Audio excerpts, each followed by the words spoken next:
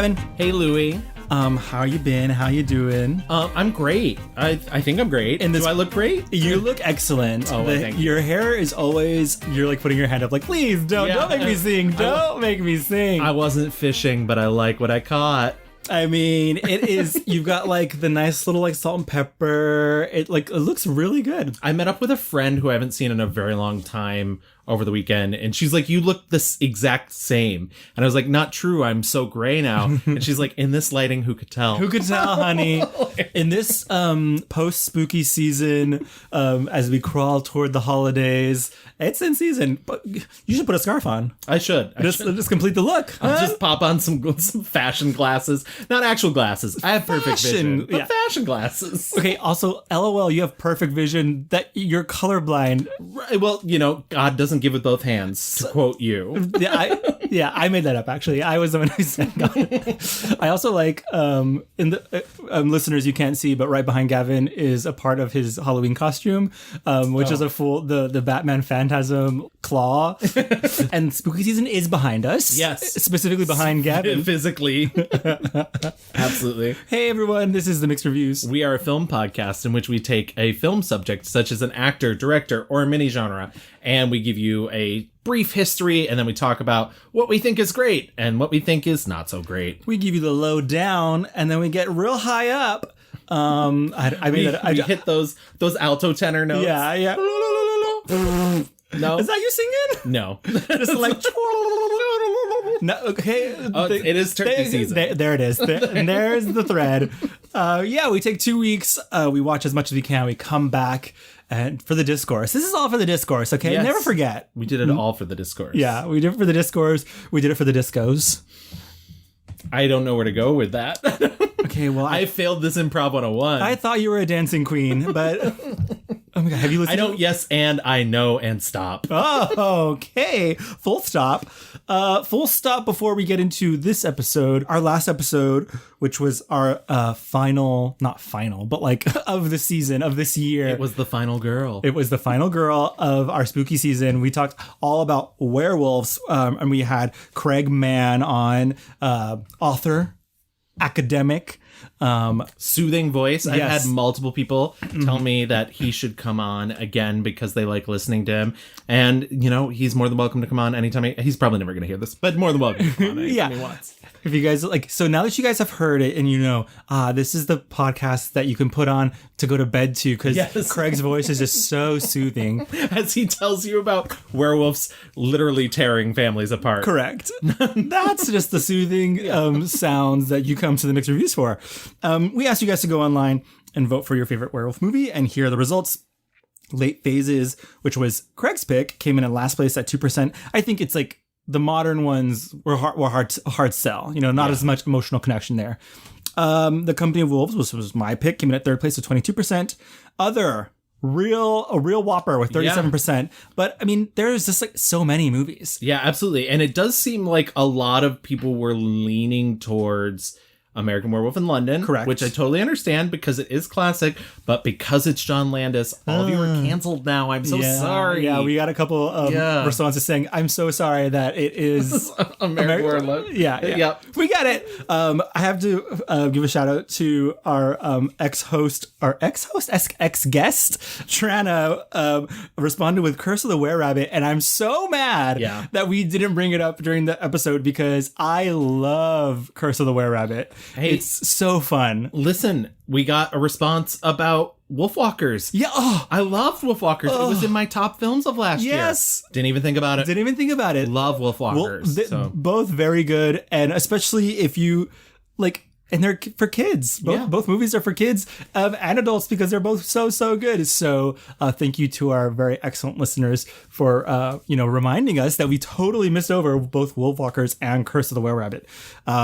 Okay, and so that means in first place was Gavin's pick, Ginger Snaps, 39%. You were very nervous for picking Ginger Snaps, Gavin. I was. Well, because, and once again, like, not to besmirch Craig, but he does write a very controversial opinion in his book. Hot take. That it is perhaps overexposed. Yeah. But also because it's an academic book. And by the way, the book I'm referencing is Phases of the Moon, a cultural history of the werewolf film by Craig Ian Mann. There you go. There's your extra plug, Craig. And I mean, you can't really tell how he feels about the film either. And he clearly loves all the films he's writing about. But I do understand that academically it is a very covered film, but there's a reason for that. It's an easy mark because it is so distinct and it breaks the mold in such a very, it's annoying how clever it is. Yes. Because it's just like, you're like, oh my God, all the metaphors fall into place so easily. Right. And it's frustrating that like it's taken 10 billion years for us to get to a place where a movie about werewolves and like young women and growing up and it's together. Not just as a thought process on the fact that we live in such a patriarchal society. Yeah. In the 50s we got I Was a Teenage Werewolf, but it was about men and boys, and that of course it couldn't have been about women. So it literally took them 45 years to finally be like, oh, women. Oh, there's this thing called women. And it's like ridiculous because it's not even it's like a tiny independent Canadian movie. Like it's just, so yes, Ginger Snaps, very well deserved. I loved it too. Yeah, it's great. Before we get into what tonight's episode is actually going to be about, I do want to give a shout out. As I say, if you go to Apple Podcasts and you leave us a review, we'll read it on the show. And we actually got a new review from Canada. This review is entitled Here Thanks to Trana. Yes, Ding. girl. Yes, girl. Trana. Get all the shout outs this episode. There was a shout out to this pod on Chosen Family from Trana Wittour. All I want to do is talk about movies, and it's so nice that for once ever, it's not a Het Film Bro podcast. What the fuck are you even saying? This is the most Het Bro film podcast ever. What up, bruh? I love the mix of camp and, quote, cinema. That's me. She's talking about me. Yeah. I did make you a t-shirt that just says camp and cinema on the back. I just went back to listen to the old Monster eps for Spooky Ookie season, and I loved the Ghost ep. Thank you so much. That is from Boss Toes via Apple Podcasts in Canada. I love the Ghost episode too. It's so funny that I feel like that one was harder to do for the spookier season because I think ghosts are so much more personal than say like zombies or vampires or witches. Ghosts also are hard because they're not inherently scary. Yes. It's a very spiritual. And that was maybe one of the most wide ranging monster episodes we've done because I remember being like, do we have to see the ghost, or is it like the possibility of a ghost? Like, are we talking about haunted houses here? Like, where are we just talking Patrick Swayze? Are we making pottery? Yeah. Are we kissing Whoopi Goldberg? I mean, we're kissing. But yes, thank you, Boss Toes. Is that right? Toes? Boss Toes for writing in. We really appreciate it. And yeah, you're our people. Yeah, absolutely. I mean, that's the whole reason we did this. I don't know how many other there's plenty of other queer themed movie podcasts out there, but it is nice to be able to put our opinions out in the ring and let our voices be heard. Hello. Okay. Thank you, America, Canada. Those are two places. Other countries. Yes. Other club. I've heard of this one called Germany. It's great. Yeah. Okay. Werewolves, thank you so much. We will see you next Spooky Ookie season. We'll see you, Ryan Gosling, in The Wolfman. We'll see how that goes. But, Gavin, what are we here to talk about today? We are here to talk about maybe one of the most beautiful people breathing on this planet, but also underappreciated for her talent and maybe the biggest heart in Hollywood. Wow. Angelina Jolie. I would argue, like, can you think a more famous woman in Hollywood than Angelina Jolie? When you think A+, like gold, like top of the Hollywood hill, like, and this is not like a personal thing I'm saying. I think truly, like Angelina Jolie represents maybe like one of the last, like she feels like an old Hollywood starlet, and we don't have a lot of those anymore. It's so funny doing this episode. I just kept thinking, and I, however you feel about Elizabeth Taylor is how you feel, because I know there's some people who believe that she could never act. Mm-hmm. I'm not comparing acting styles, but I just kept thinking like Elizabeth Taylor. Yeah. Because Elizabeth Taylor was an actor whose career spanned decades, but was also constantly in the tabloids, but was also very generous with her money. Yes. And very generous about the causes that she supported. And Absolutely. obviously, I think there's big parallels between some of the previous people we've done. Very Jane Fonda, very Audrey Hepburn, with the way that she spends her time. And but that old school Hollywood glamour will always be Elizabeth Taylor to me. Yeah, I mean, it's funny hearing you say Audrey Hepburn really like sparked with me, because she at the time and still is known as one of the most beautiful women to ever be in Hollywood. But as we discussed in our Audrey Hepburn episode, she spent a lot of her career, one, proving her talent, and then two, just giving away so much of her money, so much of her platform for those in need, which obviously, most people do know that Angelina Jolie, like, I would say at this point, she's doing that more than acting. And we'll get there. We'll get to the reason why she doesn't do a lot of movies nowadays, but I would say, and I don't have proof of this because she has not said this, but I would say the only reason she is acting is to supplement the charity work that she's doing. Right. Because she has so much money now that she does not have to be acting. Yeah, and she's been raising her family for a long time. 6 kids. Yeah. Oh. Yeah. And then once again, I know when we say that, I know people are like, oh, must be nice when you're that rich to afford help. But listen, it's very clear that Angelina Jolie is very present in her children's lives. And I would be remiss if anybody thought that she wasn't. Right. There's a reason why. I mean, because, listen, there are a lot of very beautiful people who do not make it in Hollywood. And, yes, she is beautiful, but there are a lot of beautiful people. I will get that call back someday. Okay. Hello. Okay. I'm getting it. I'm just waiting. But I think there is something, when people talk about her, it's more than beauty. There is like this charisma. There is this presence. Yeah. Like, I mean, it's truly that it factor and the reason why people, when she was so young, were like, we need her on screen because the camera just loves her. It reminds me a little bit of our Michelle Pfeiffer episode because she was known as the face, and also was having to fight against that and prove that she was very talented. And I think Angelina's kind of the same way.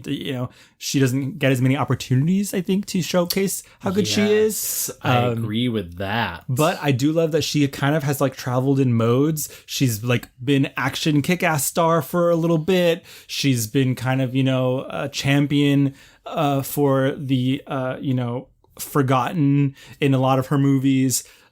She dibbled and dabbled in some rom-coms. Yeah. She did a lot of thrillers towards the early part of her career. Yes. So, very varied.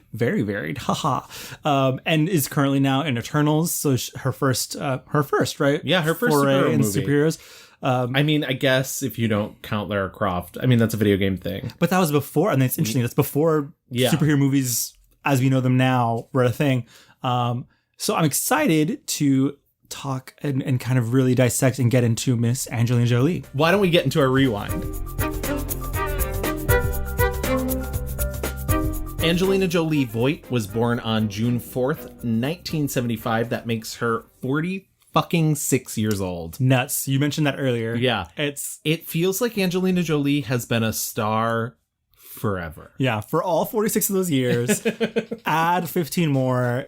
I was trying to think, like, when was the first time I saw Angelina Jolie? I can't remember because she's just kind of always been. Yeah. Hackers was one of my favorite movies growing up, so that was definitely my first exposure to Angelina Jolie. And that pixie haircut, like my bisexual heart. I watched Hackers for the first time for this. I texted you about it. I think my favorite thing that's been said about it that I was recently like going through was our former guest Glenn, who was on our Nicole Kidman episode, in his Letterboxd review said it's nostalgic for a time that never technically existed. Absolutely. And I was like, wow. Correct. Yeah. So true. Anyways, she was born in Los Angeles, California to actors Jon Voight and Marceline Bertrand. She's the sister of actor James Haven.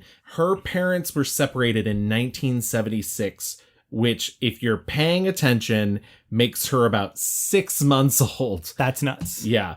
She and her brother lived with their mother, who had abandoned her acting ambitions to focus on raising her children. And she would often watch films with her mother, which is actually what inspired her to get into acting, and not necessarily the fact that her father is, in fact, a famous actor. Right. And also a famous asshole, but we'll get into famous, awful person. It's funny because she talked about how her mother was a student of Stanislavski. And so she said when she was a kid, her mother would constantly, if Angelina Jolie was crying, her mother would constantly be like... Every time I was emotional or I was upset about something or anything was going on, she had me look at her and she would say, "What are you feeling? What are you thinking? What are you..." The method was like the 3-year-old, I'm feeling... So I grew up kind of very aware of my own emotions. And we've mentioned Konstantin Stanislavski before in this show, very famous acting teacher and method actors. A lot of that comes specifically from him, and it's a lot of like living in your character. And she did have a bit part in Jon Voight's Looking to Get Out in 1982 at the age of 7. Her family moved to Palisades, New York when she was 6 years old, and then they eventually moved back to Los Angeles 5 years later. And that's when she decided she was going to enroll at the Lee Strasberg Theater Institute. Strasberg, another very famous acting teacher. This is the school based off of their technique. And she trained 2 years and appeared in several stage productions. It's funny because she was also going to Beverly Hills High School at the time. And she was very isolated from all the other kids because she wasn't living off her father's money. And I think this is where a lot of people think like, oh, well, she's the daughter of a very famous person. But as we mentioned, Jon Voight's an asshole. So what they're doing is they're living off of her mother's very modest income. She says she was teased by the other students who targeted her for being extremely thin, for wearing glasses and braces. And she attempted to do modeling because her mom was like, why don't you try modeling? Didn't work. No one was into it, which I know sounds bonkers for her being Angelina Jolie. And she's like 15? Yes. She then transferred to Monroe High School, which is an alternative school, and she became like a quote-unquote punk outsider. She would wear black. She was the girl from Hackers. Yeah, she was the girl from... Exactly. Okay, also, she's the girl... She's Gia, but without the success of being a model. She even decided that she wasn't going to act anymore, and she aspired to become a funeral director. She dropped out of acting classes, and she was like trying to take an at-home embalming course. This is where things are going to get a little dark and maybe a little alternative. And so I do want to put out a warning, a trigger warning, if you will, just to say, self-harm and abuse. If those are triggers for you, maybe skip ahead 5 minutes or so. That's all. She said that she had a live-in boyfriend when she was 14. Her mother let a boy live with her, so she was experimenting with sex in the other room next to her mother. Which was actually a very smart thing because I wasn't sneaking around and any kind of, I had kind of my home, my base, so I was safe. But she also said during this time period that, sex wasn't something that really gratified her, and she was looking for something more extreme. She got into knife play with her boyfriend and also got into self-harm, cutting herself in order to feel something deeper. Sex didn't feel like enough, and no emotions were really enough, and nothing really felt like it was... I didn't feel like there was always something you wanted to break out of or hit or feel more, be more connected to another person, something more honest. And in kind of a moment of wanting to find something honest, I grabbed a knife and cut him, and he cut me back, and we had this exchange of something, and then somehow covered in blood and feeling my heart was racing, and there was something dangerous in life, and suddenly felt more honest than whatever this sex was supposed to be, this connection between two people was supposed to be. So I went through a period of when I'd feel trapped, I'd cut myself because it felt like I was releasing something, and it was honest. She eventually was able to get help. She started taking therapy as an elective from her high school. You could take therapy is an elective. Los Angeles, baby. I was gonna say, okay, LA. Yeah, that is tough to hear, just because I think, myself included, we all dabble in emotional darkness as a teenager. Like, we're full of fucking hormones, don't know what to do.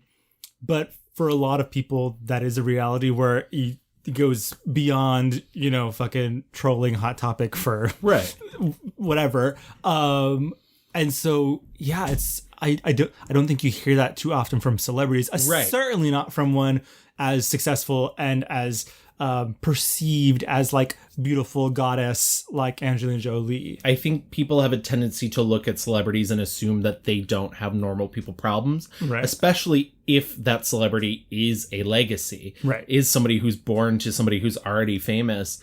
But mental illness strikes everyone in certain ways, shapes, or form. It's not. It's not like, oh, you're rich and famous. Well, I'm out of here. Yeah, bye-bye. And so, she did eventually get help for that. At 16, that relationship ended and she decided to move out. And she got her own apartment and started returning to theater studies. Wow. She said she also struggled with insomnia and eating disorders and began experimenting with drugs. And by age 20, she said she'd used, quote, just about every drug possible, particularly heroin. Wow. Not the particularly heroin. Yeah. She suffered episodes of depression and planned to commit suicide twice at age of 19 and again at 22, when she attempted to hire a hitman to kill her. When she was 24, she experienced a nervous breakdown and was admitted for 72-hour watch to UCLA Medical Center's psychiatric ward. She said that really her stability in her life never clicked in until she had kids of her own, until she adopted her first kid, which only comes 2 years later when she's 26. That's so crazy. I like all this sort of, on top of all of this, she's had this lifelong dysfunctional relationship with Jon Voight.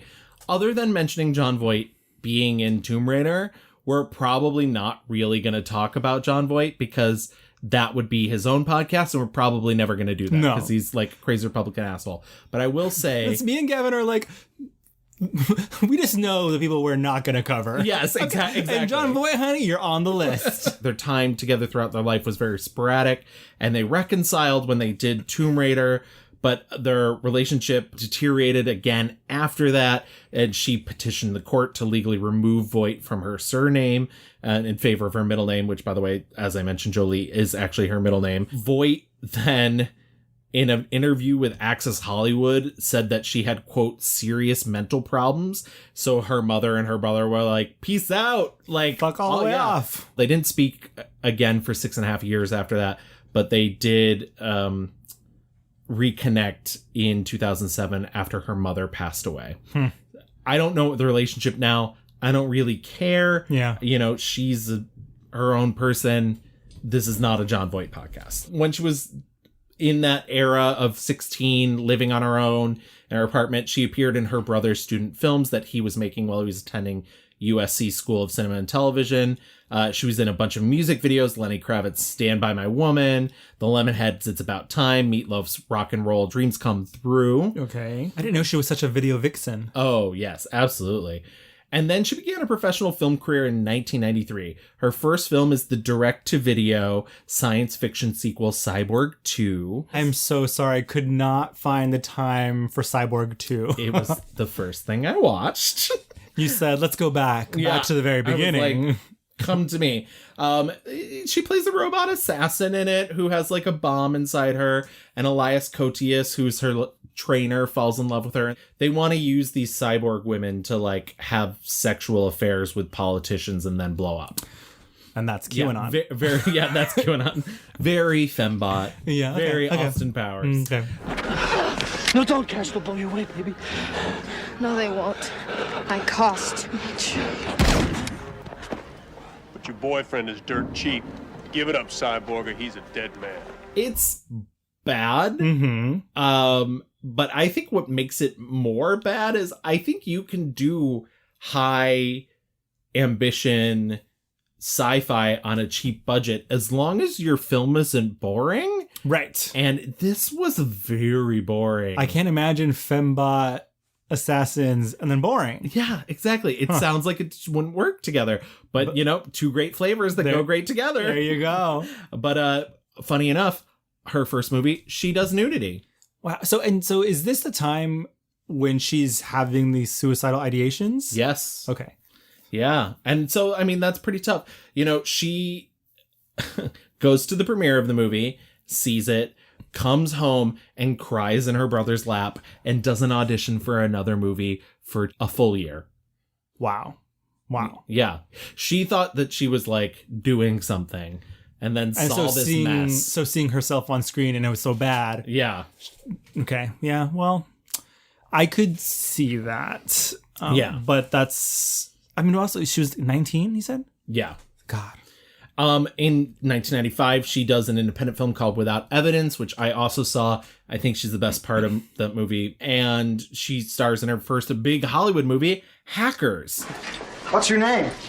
Kate. Kate Libby. Is your class? My class. You mean I'm not in your class? No, you're not in my class. Give me time. Hackers fails to make a profit, but ends up being a huge cult hit on video release. You said you had just seen it for this. Yeah. I grew up with this movie. I remember renting it from the video store and like loving it. It's ridiculous. It's bad, but there's something so charming about it. Yeah, I agree. I think it's like one of my favorite things is like movies about the internet that like people didn't know what it was, and so like a lot of like people like angrily typing away. I love the idea that they have to go somewhere like extreme to like hack. I'm like, why are they on a bridge or wherever? Like I was like, people are just like in their rooms hacking away. Like it's not. And also the internet looks like a city. Yes. And the virus is just the Vitruvian man singing Row Row Row Boat. Yes. All of the vibe. This was not reality. Yes. But for movies, we need to really sell this idea. And so it's like heightening everything from that time period. My favorite thing is when they meet the two TV hosts from Hack the Planet. Oh. And one of them is just still in the full white makeup. And I was like, that bitch wears that all the time? Yeah. All the time? The whole time? Yeah, it's fun, but it's very stupid. Yeah. After that, in 96, she does Love Is All There Is, which is a modern update of Romeo and Juliet. Hey. It is so bad. Do we know if she liked Hackers? I think so. I mean, speaking of, she ends up like dating Johnny Lee Miller and then getting married to him. Yeah. So Johnny Lee Miller, her co-star, who's so hot in it. Yeah. So hot. Oh, very early crush for me as well too. I mean, both of them are so gorgeous. They saw each other and said, cheekbones? Yeah. Cheekbones. Have you heard of them? They like lost touch for a year and then got back together and then decided that they should marry. And they got married in March of 1996. And she went to her wedding in black rubber pants and a white t-shirt, Oh my God. which she'd written his name in her blood. Oh my God. Jolie says that he's still a solid man and a solid friend. But it's funny enough that their divorce. I thought you were going to say solid fuck. And I was like, well. Their divorce was initiated by Jolie in February 1999 and finalized like just 1 year before she married Billy Bob Thornton. You know what? She was tasting the rainbow, okay? From Johnny Lee Miller to Billy Bob Thornton. What's also wild is... 3 names? Yeah, I know. Well, also, we are kind of glossing over that she was kind of known, you know, when she jumped on the scene, she was the hot bad girl. Yes. Like, it was, and she was dating the bad boys. So like the blood, like the black, the leather, I mean, the hackers of it all. She must be doing Gia sometime soon after this. She will. I'll get to Gia real quick. But first, I do want to touch on a couple more early stuff. I don't know how much of her early stuff you watch. I would recommend some of it, actually. Love Is All There Is would not be on that list. But 1996 Foxfire, in which she plays a drifter named Legs, who unites a girl gang in the 90s. I don't know why this movie is not talked about like The Craft. It is.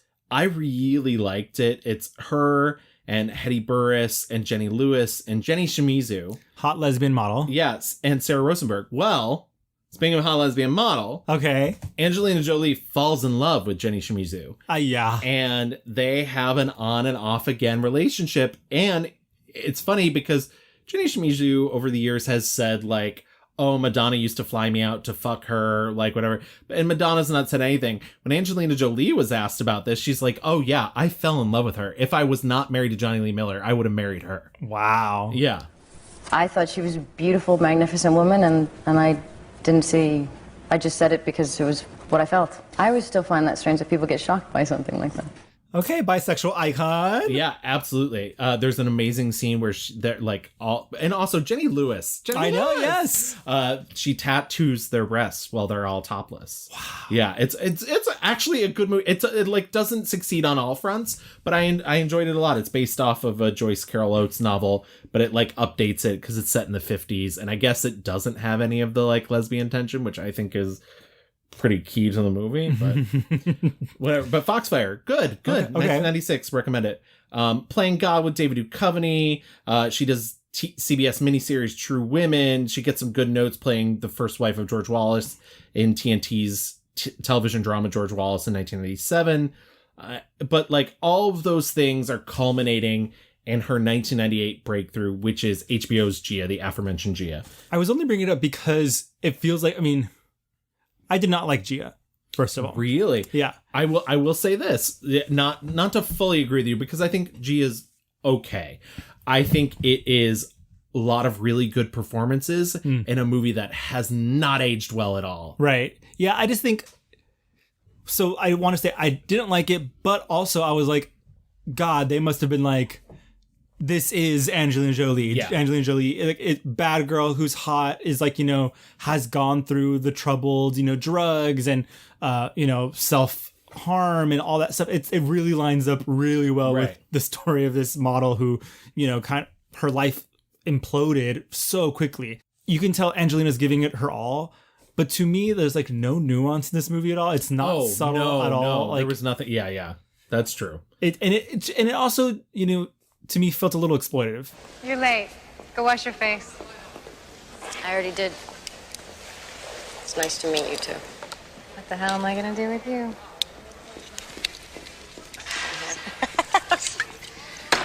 I don't know. I'm just some dumb girl from Philly. I'm checking to see if you need to be tweezed. I'm tweezed. I'm Linda. Nice to meet you. For a movie ostensibly about this woman, why not center her and just like show don't tell? For those who don't know, Gia is about supermodel Gia Karangi. She was very famous for not giving a fuck, not doing what anybody ever said, but also she was high on set a lot of times. Yeah. I mean, she became famous very fast. She said, I was never a working model. I literally became a supermodel day one. Yeah. She was known to be on like a million covers of magazines, I think in the late 80s. Yeah. You know, everyone wanted her, but photographers were literally propping her up and she was just blitzed out of her mind. And because of one of these, an unfortunate incident, she contracted HIV, which then became AIDS, and she died of AIDS. And her career was very, very short. Yep. But she burned bright and she burned out. Yep. And yeah, her performance in this film, she gets a Golden Globe Award and was nominated for an Emmy Award. She wins her first Screen Actors Guild Award. But because she was so into the Lee Strasberg method, you know, it became a really dark period for her. And this was during the time she was with Johnny Lee Miller. And so she would tell him things like, I'm alone, I'm dying, I'm gay, I'm not going to see you for weeks. And also Gia, is like not even closeted. No. She's like a very sexual woman. Yeah. Falls in love with the woman in the movie. So again, and just like the lining up, it's very, very close to Angelina and her life story. And as you said earlier, bisexual icon, Angelina Jolie has never backed away from talking about her bisexuality. Even now, while doing press for the Eternals, because Eternals has been banned in a couple countries, she's been very open about the fact that, like, no, you know, why is this still a thing? Like, are we not past this yet? But during that time period, the 90s, it was Very taboo and scandalous, and she was constantly having to deal with the press. If they've written about my relationship with women, they've summed it up and made it not the beautiful thing it was. They haven't expressed what I'm trying to express. Right. They'll take it and they'll criticize it, or they'll do something. They'll make something nasty out of something that's so beautiful. But somehow the truth comes out. The truth comes through, because no matter what they say, that there's some woman that's gonna walk up to me and tell me that she just told her parents that she was with another woman. And that's what's tough watching movies like that, because it just feels like even if she's like owning it, the people in charge don't give a fuck, and they're presenting it in twisted ways. Absolutely. She gives it everything she has, and she stops acting again. She decides she doesn't want to act anymore. She starts taking night classes at New York University for directing and screenwriting. And then she gets her Golden Globe Award for George Wallace, and all the press starts getting really good for Gia, and she's like, fine. I'll act again. Don't make me act. Yeah. She has a gangster film in 98. There's a lot of gangster. The Playing God movie, Hell's Kitchen, is 98. I saw Hell's Kitchen. Yeah. Oh boy. Yeah, they tried it. Yeah, they certainly did. Mekhi Phifer in that movie, I liked. I thought fine. I was like, oh, I enjoyed his performance. But everything about the movie is cuckoo bananas. In the same year, 1998, she's part of the ensemble cast of Playing by Heart.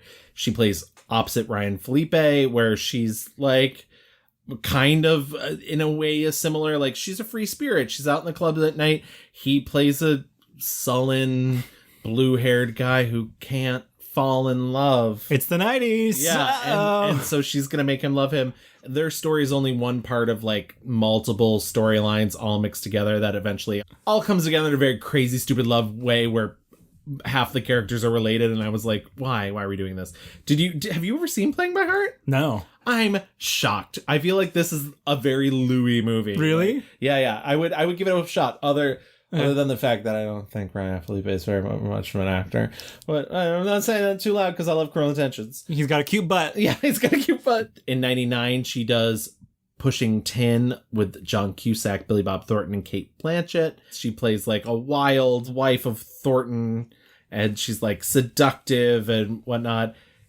I don't love this movie. I did not feel the need to revisit it. I feel like I remember in like the recesses of my mind. I did not revisit. Yeah, it's fine. But also, hot off the divorce of Johnny Lee Miller in 99, and 2000, she marries Billy Bob Thornton. I'm trying to like think, like, where was he in his career at that moment? Like, he was hot. I mean, not hot. But I don't think he was ever hot. He was striking hot. Yeah. Yeah. Because it's almost funny. I'm trying to think now, like, did I literally first see Angelina Jolie in the tabloids, like on Entertainment Tonight, you know? Because I certainly remember her like hanging off of Billy Bob Thornton on like the red carpets, and they always looked kind of like smelly and drunk. Yeah. But like in that, I mean, this was the era of, is her name Kate Moss? Yes. Yeah. Like heroin chic. Like that was the look. Hot people were like skinny, dripping wet all the time, and like sunken eyes. And that's fashion, baby. That's fashion. That's the history of fashion. In 99, she does The Bone Collector with Denzel Washington and former subject of this show, Queen Latifah. Yes, she collected those bones. She did. She said, "Stop this train. I see something." The accent work. Yeah. The accent work. The winner of The Bone Collector gets a sickening supply of bones. And she won those bones, honey. She did. And 1,000 bones. I will say, because she's very good, and because Denzel Washington is very good, their sexual chemistry is insane, and the man is paralyzed. Yeah, and not just like fully dying. Yeah, dying, seizures.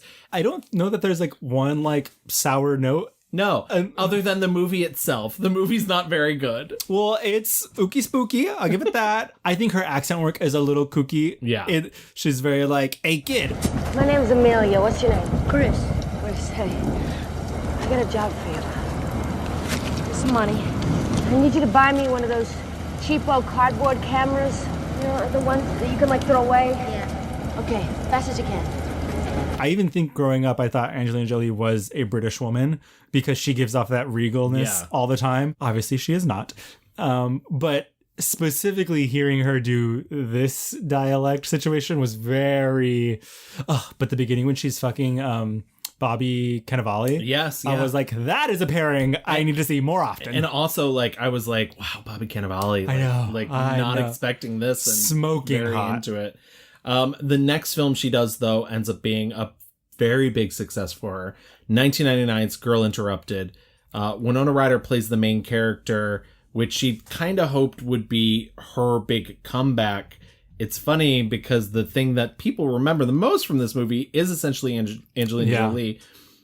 She wins her 3rd Golden Globe, her 2nd Screen Actors Guild Award, and the Academy Award for Best Supporting Actress. It's just a scene-stealing character. She fucking... Winona Ryder, who I feel very bad for in this movie because she like produced this movie, right? Yeah. Like she bought the rights to it and then spent 7 years trying to get it made. And I just watched it again today. And it's still so very good. We talked about it briefly for our Parker Posey episode because she was supposed to be in it. Yes, and like she was supposed to play Angelina Jolie's role. We also talked about it a little bit for our Whoopi Goldberg episode, who's also really fantastic. I was thinking about Parker and being like, I can imagine her doing this role, but doing it very differently. Yes. Very differently and giving her that different spice. Angelina gives it a very like... I don't know, like earthy kind of performance. It doesn't feel, because even though she, for a lot of the movie, is played like a little more evil, mysterious, but it's very grounded. And she has said that she's the villain of that movie, but she never saw herself that way. I mean, she's very good. I mean, I was like, again, talk about another movie without a sour note in it, because every single one of those women is perfectly cast. And so I was like, man, Winona really was trying her hardest, doing her best. When she's in that tub and having her whole speech, I was like, yeah. And you're like, where's Lisa? Yeah. Show us Lisa. Yeah. What does she I was like, okay, so that was cute. Like, it was very Beyonce, Jennifer Hudson, Dreamgirl situation. Like, she's giving her best, but like, it's just nowhere near as good as, Angelina Jolie as Lisa. Yeah. It's so good. Her Lisa, the character that Angelina Jolie plays, is diagnosed as a sociopath, and her character has been in and out of this institution since she was 12. And so she's like very famous there, very popular, even though she is this chaos. She terrorizes everyone. Yeah, exactly. So, but yeah, it's so funny. I was reading, I have a tendency for the films that I like, to seek out some of the critiques from that era. And I was reading Roger Ebert's review, and his big like negative thing was that the movie doesn't follow a traditional structure. So by the end, you're not really getting that much closure and I was like, why? Because it's not the fucking hero's journey. Like, ugh, like not every movie has to be the hero's journey. I'm sorry, Star Wars has made everybody think that every episode. What I love about that movie though is like in the end, even though you think where we're heading is like big showdown, like Lisa has gone full crazy and is gonna kill this bitch, but in the end, Winona Ryder's character, she fully wins the day by being like, I'm actually okay with myself and you're not, and that's why you're sad. I know I'm going to be okay. And then to like top that, they're able to give Lisa the moment being like, when she says, I'm not dead. Oh, yeah. She's like, I'm not dead. And she's like, I know, I'm going to come see you and you're going to be fine. It's like none of these women actually had to be the villain, even though Lisa is like this chaos force.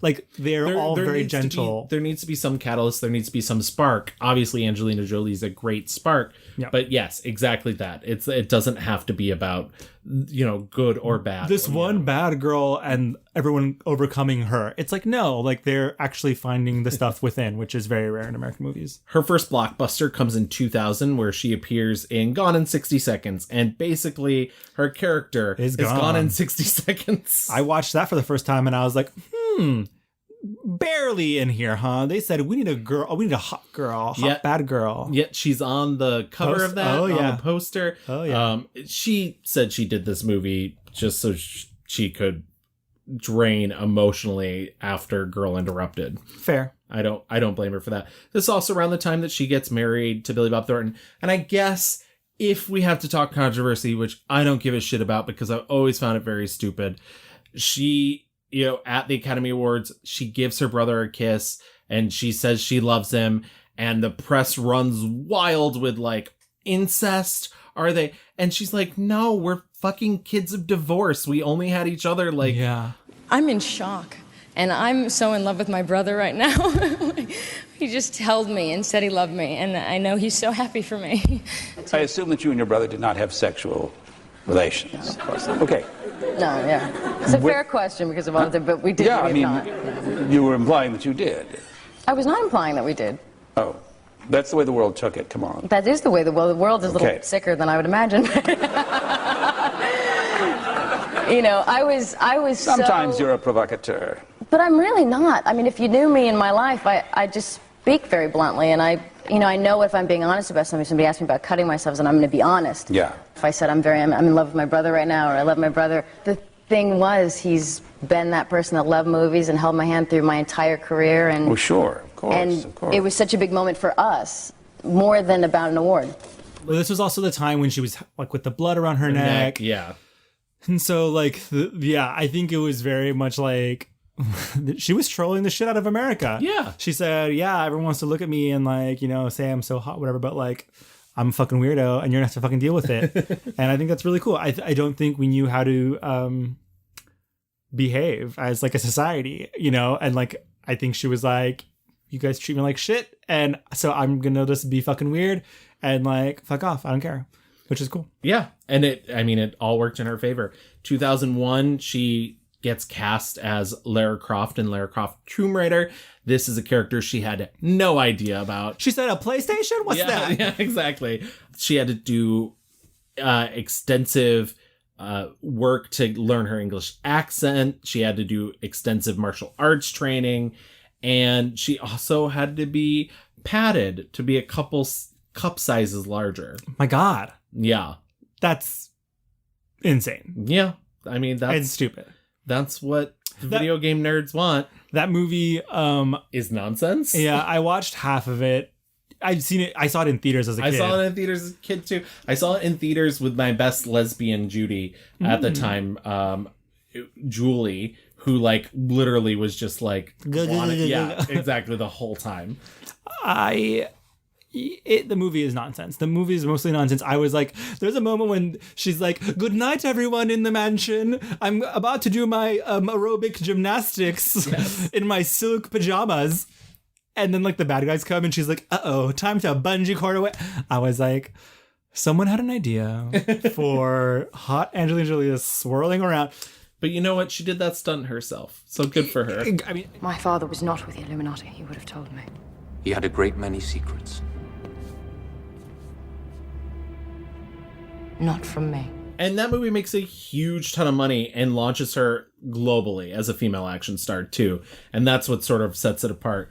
But before she moves in fully into that mode, she does she plays around with a couple other things. She does Original Sin in 2001 with Antonio I was waiting Banderas. for that. I was like, I know that's the one here. She's the mail order bride and it's very softcore. Mm-hmm. She does the romantic comedy Life or Something Like It. Okay, that movie I definitely had seen on TNT before. Yes. Watched it again. What's the name of the lead guy in this movie? Edward Burns, who always seems just to be around in like movies or like making movies. I'm like, his voice is very like interesting. I get it. He's like traditionally handsome. This is, I think, one of her, correct me if I'm wrong, like a straight rom-com. Yeah, fully. And it's so bizarre seeing her in that mode. She's a news reporter who is told by Tony Shalhoub, who's playing in the most sensitive portrayal I've ever seen of an unhoused person. Yes. A crazy homeless prophet who tells her she's going to die in 6 days or 7 days or something like that. I actually think it's pretty good for like a rom-com. Like, is it? I think so. I think she handles, she equips herself really well. And for those types of movies that have like the ridiculous like plot structure of like she's gonna die in 6 days or whatever, main thing is Gavin, just don't work anymore, okay? Don't you love life? Just don't work. And that is what you need to learn about life. That's the moral of the story. Yeah. The thing that I do appreciate the most is her like very, as somebody who used to work in the news, her very like helmety, bleach blonde haircut. That's her signature. It's very lovely in the film. You know, in 2002, she established herself among Hollywood's highest paid actresses. She was earning 10 to 15 million per film for the next 5 years. Pop off. She does the second Lara Croft Tomb Raider Cradle of Life. I'd never seen this before until I watched it today. I will say it is a modicum of better because Jean de Bont's an actual filmmaker, but like more nonsense. Not padded this time around. Good for him. Not padded this time around, and male stunt double. Oh yeah. Huh. She said, "I did it." Yeah, that's fine. They know I did it. What I gotta do again? And then in 2003, she did Beyond Borders, which is a romantic social drama co-starring Clive Owen. It's not successful with audiences for many reasons, but it is the first time that Angelina Jolie had like pushed a passion project through because, and we sort of didn't mention this while filming in the first Lara Croft Tomb Raider, they shot part of it in war-torn Cambodia, and unlike most actors who go globe hopping to shoot a movie and then just instantly forget about what they've seen, this really affects her. And she's like, I would love to help out. I would love to raise awareness of these things that are going on globally. And it really sort of expands her horizons. We're going to get to her charity stuff. And let me tell you, we're not going to be comprehensive about it because that would be a whole other podcast. But she does a lot for charity. And this is the beginning. Yeah, this is the beginning. Beyond Borders, did you see it? Yep.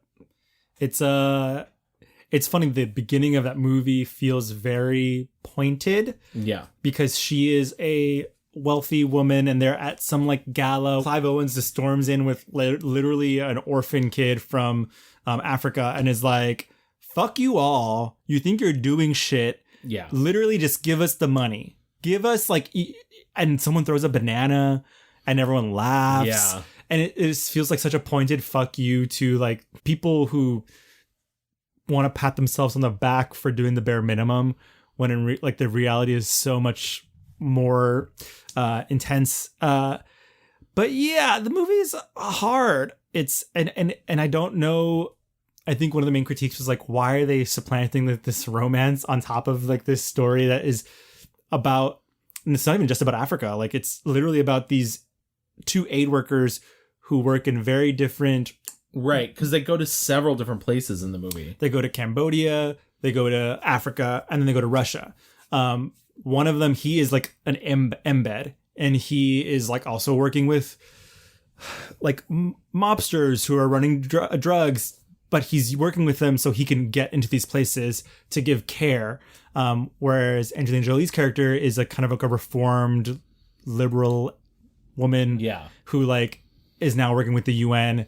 And they kind of keep contact over the years. It's really, you see her transformation from like, right. Oh, it's a lot. It's a film that clearly has its heart in the right place. Yes. But it's not the right vehicle for its intention, I think. In the end, she's like, I need to go to Russia because the man is missing. Right.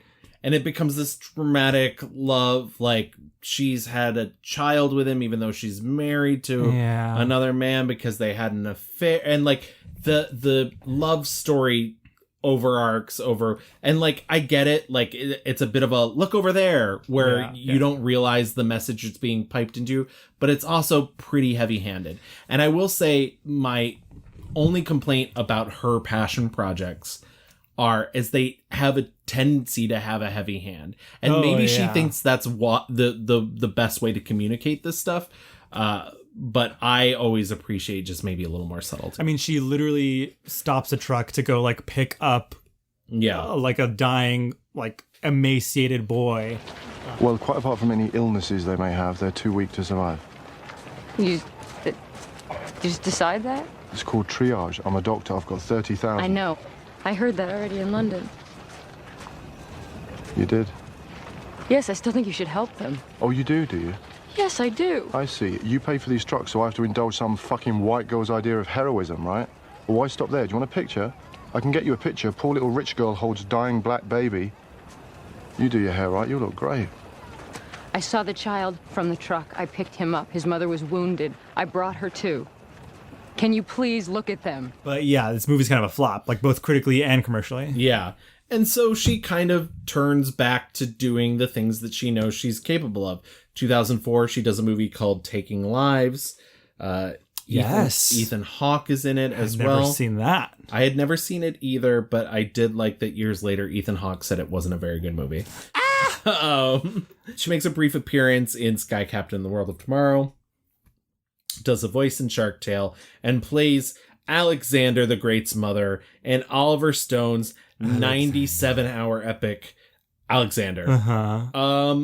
I saw that movie once in college. I've not seen any of the cuts. Did not revisit. Oliver Stone says it wasn't commercially successful because of Alexander's bisexuality, which I think is hilarious because like Europe. Yeah. Yeah. Should have leaned into it more, honestly. Yeah, exactly. But all of this is speeding towards 2005's Mr. and Mr. Smith. Now, 2004... Mr. and Mrs. Smith. Did I say Mrs. and Mr.? Did I say Mr. and Mr. Smith? I think you said Mr. and Mr. I would also watch that movie. Hello? In 2004, she divorces Billy Bob Thornton.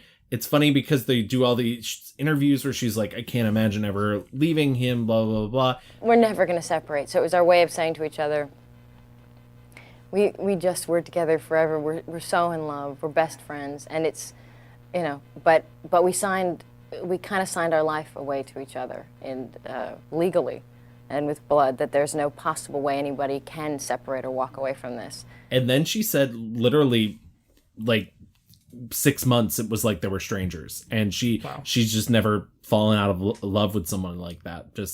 And so that's over. That's canceled. Yeah, their marriage dissolves. Also, during this time, an important life event, she adopts her first child. I mentioned that this is the age of 26.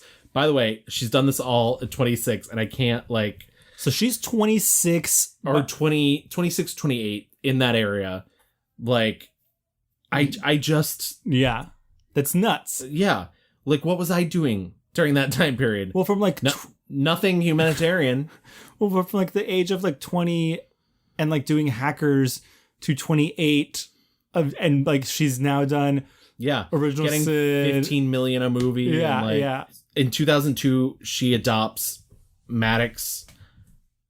That's her first child. They were born in 2001, which means they're 20 years old now. She adopted them from Cambodia, and she initially files to adopt them with Billy Bob Thornton, but they split up 3 months after. So she is Maddox's sole parent until 2006, when Brad Pitt also adopts Maddox. Speaking of Brad Pitt, 2005's Mr. and Mrs. Smith. See, I got it right that time. They play two hitmen who are married to each other as a cover and don't know each other, are hitmen, and then they get the assignment to kill each other. Yeah. Yeah. This is a movie I saw at the drive-in and hated. I rewatched it for this. I liked it better. I still don't think this movie has a fucking ending.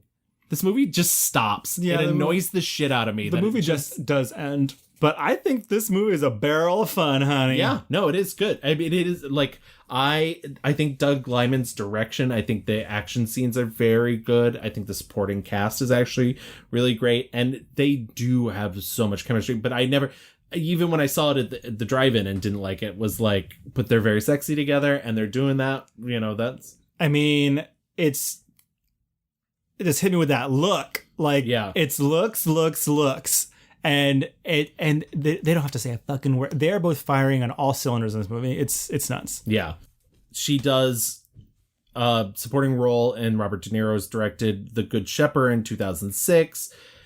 She stars in, and we have to talk about it, so we might as well since we're here. In 2007, she plays Marianne Pearl in A Mighty Heart. Yes. It was based on Pearl's memoir of the same name. It's about the death of Daniel Pearl and the time period in which Marianne Pearl was sort of trying to figure out if he was still alive, if he'd been executed in that very short, like... She's trying to find her husband who has been abducted by someone, terrorists. Yeah. Because they are journalists in... It was a true story. Right. Yeah. Right. True story. He was working for the Wall Street Journal. I think she was a freelancer. They're in the Middle East, and it's right after 9/11. Like, if you could remember the time, like post 9/11, where war is breaking out everywhere, and she is one day he doesn't come home. Yeah, and so she is just doing her best to try and find him. Turns out, like at the end of however long he has been executed. Yeah. And there is some controversy. There is. So she is playing a mixed race woman in this film. Yeah, she's Marianne like Pearl. Cuban French. Yeah. Marianne Pearl is a friend of hers and asked her to do this role. Yeah, she requested Angelina play her in this movie. I will say, I intellectually think Angelina Jolie should still maybe not have done it and produced it. I think she's good in it. I do think she's good in it. I think the movie, for the most part, is pretty good. Mm-hmm. But I don't think it's... During the press junket, somebody asked her about it, and she was like, well, if you really want authenticity, you would have to get somebody who is Cuban and French and, to play the role. And like, I don't think being defensive about it was a good move either. Right. I don't think that's great. But also, I think it's not really, like, even if Marianne Pearl is okay with her playing this role, I don't think it's up to either of them to decide if seeing Angelina Jolie in a form of blackface is not going to hurt somebody in the audience that is not those two specific people. Do we people. think she did blackface? I don't think she... I don't think it's technical. I mean, it's not like... No, it's not blackface. It's not blackface. But they did darken her. They did change her skin tone to play. Right. And it's a strange thing, I think, especially in 2007, to do. It's an odd choice to make. I mean, I understand it. Like, one of the most famous women in the world, like, you want that attention on it. Right. But, like, is that the attention you want? Us debating it this many years later. A part of me feels like, and this is my opinion, my thinking, because I am a very fair-skinned Latino man, and I think oftentimes, like, well, God, like, certainly a white person could, like, if someone was to play me, like, a white person could do it, they would I look like a lot of boring white guys. We're getting that Dear Evan Hansen guy. Oh my God. Yeah. You're not Ben Platt. Yeah. Oh, no. No. A part of me feels like Angelina could have gotten away with it without any of the skin darkening, obviously. And if she would have just said, my good friend asked me to do this and I wanted to honor her in that. And like, there needs to be no defensiveness, blah, blah, blah. I'm not going to like praise her or judge her for making this decision. I think it's the skin darkening is where that's basically the line for me as well. In this very specific case, I feel like she could have just not darkened her skin and been better like suited mentally to talk about it, and it would have been fine. I think Angelina does a very fine British accent sometimes, and then also just regular American, and that's all. Maybe the rest of the accents, maybe you should stop. And 2007, she does Beowulf, which is somehow like computer. Well, I'm not even. Mocap. Yeah, it's a mocap animated film. I'm still confused as to how it fits in with the rest of the Shrek movies. Yeah, it's hard. But the continuity's got to be there somewhere. Beowulf Swamp. I did not like Beowulf. Yeah, she's there basically to like show her golden breasts. Yes. And like by 2008, she's considered the highest paid actress in Hollywood, earning 15 to 20 million per film.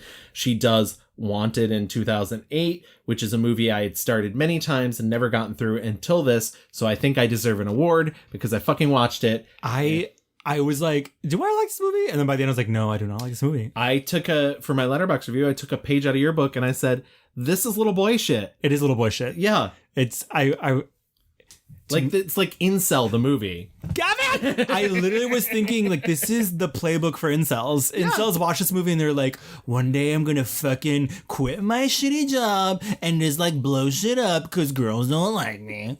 And it's so funny because she said in an interview that she cut a lot of her own dialogue. She ended up having a lot of control in this movie because she's Angelina Jolie. Exactly. They're selling it on her, even though she is like very minor. She had a lot of control in this movie. She ended up cutting a lot of her own dialogue, and she said it's because she wanted her character to be like cool and silent and sexy. But there's a very famous story about Christopher Lee doing Dracula Has Risen from the Grave and saying that he doesn't speak in that movie as Dracula because the lines were shit, and so he just refused to speak. And that's kind of how I feel like it went. That's the vibe. Angelina was just like, I'm not saying that. I will say that there are some fun style things that are going on in that movie. But they're few and far between. Yes. But yeah, Hitmen in that movie, A Secret Society of Hitmen. It's based off a Mark Millar comic Mark Millar I've always felt is little boy shit anyways. And there's like a weaving thing. Yeah. I'm like, magic bullets that you can bend, swerve, curve the bullets. And that's wanted. In 2008, she works with Clint Eastwood on the drama Changeling, which is fully like gaslighter denier. Yeah, exactly. The movie. Like, listen to women. Yeah.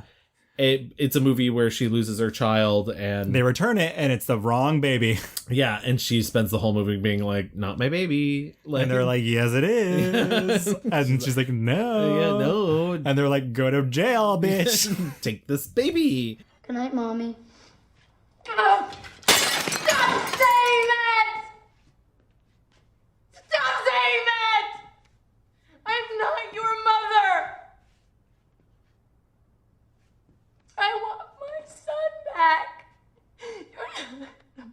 You're not my son! She got nominations for everything for that. Golden Globe, Screen Actors Guild, BAFTA, an Academy Award for Best Actress. You know, nominated, yep. but no gold on that one. She ends up also voicing a voice in Kung Fu Panda and its sequels, Kung Fu Panda 2 and 3. Your favorite DreamWorks I was gonna series. Say, yeah, if you listen to our DreamWorks episode, I love the Kung Fu Panda movies, so I have no problem in that. Her mother unfortunately passes away due to breast cancer in 2007. After her mother passes away, her output in terms of filmmaking, in terms of being in movies, slows down. I don't love it as much as I used to.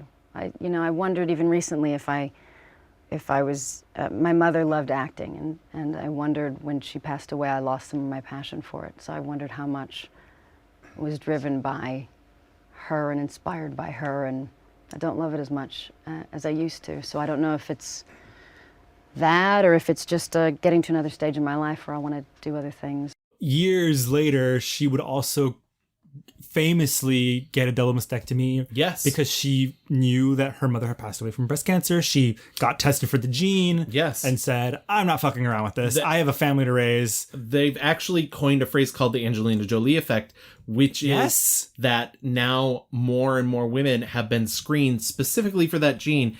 And it also used to be much more effective and, pretty cost prohibitive for the average person. And more people now carry it due to our fucked up medical health insurance system in the United States. By the way, if you listen to us outside the United States, please, I don't know, just where our health is. Help us, please. Yeah, exactly. Please get us out of here. Yeah. This is a call for help. Yeah. You can find us in Brooklyn. But anyways, regardless, And so more women have been tested for it. More women have gotten, and good for her for making that decision. I think it's less stigmatized now, but I do think there was a time period where people saw it as dewomanizing. Well, this was the most gorgeous, beautiful, famous celebrity on the planet coming out publicly to say, I had both of my breasts removed and surgically replaced because I had this gene that, took my mother, and and just giving that platform and that space to let other women know I will never know this, but to feel like, you know, that part of your body is being taken away must be fucking awful. And so to have Angelina Jolie do that, you know, like you said, was just really incredible. So she had surgery to remove her ovaries and fallopian tubes as well. And that's also pretty stigmatized because people have a tendency to believe that makes you less of a woman. And I'm, you know, honestly, I'm glad she's been so open about it, and, you know, no one should feel that way. And we didn't even talk about the fact that, you know, we've been speeding along. Well, on the set of Mr. and Mrs. Smith, she meets Brad Pitt. Brad Pitt's in a relationship with Jennifer Aniston. That relationship ends. That happens sometimes, folks. Sorry, she's not a relationship destroyer. They get together. They're weirdly only married for 5 years. It doesn't feel like that. Felt like it was a lifetime of us just knowing every single thing that the Jolie Pitt family was doing. Yeah, and you know, they coined the phrase Brangelina. God, we are terrible. But so after her mother passes away, she doesn't do another acting role until 2010's thriller Salt. Salt was written for Tom Cruise. Yes. Tom Cruise ends up not doing it because it's too similar to Mission Impossible. They rewrite it for a woman. Yes, and Salt back on her badass, you know, action hero shit. I had also never seen Salt. Oh, wow. Funny enough, a friend of mine that I used to work with, her aunt is the CIA director in that movie. Yeah. Wow. Salt is fun.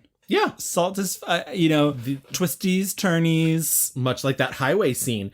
That highway scene, which is supposed to take place in Queens, is actually shot in Albany, up near where I'm originally from. Okay. I mean, I'm up from further north than that. But I remember it was such a big deal when they were shooting that because they had to close down that big twisty highways don't look like that in New York City. Sorry. I don't, but it's like all elevated and she's leaping nimbly-wimbly from truck to truck. In 2010, she also stars opposite Johnny Depp in the thriller, quote-unquote thriller. Yeah. The snoozer. The tourist. The tourist. It's a movie in which she plays a woman who somehow has to be attracted to Johnny Depp. In the biggest mystery of all. The best acting she's ever done. Playing attracted to Johnny Depp. Wow. In 2007, she ends up directing a documentary called Place and Time, and she realizes that, like, maybe making films is what I want to do with this other part of my life. So in 2011, she makes her directorial debut in The Land of Blood and Honey. It's a love story between a Serb soldier and a Bosniak prisoner set during the 1992 through 95 Bosnian War. She does it all in foreign language. It gets nominated for Best Foreign Language at the Golden Globes. And she ends up being named an honorary citizen of Sarajevo for raising awareness of the war. Wow.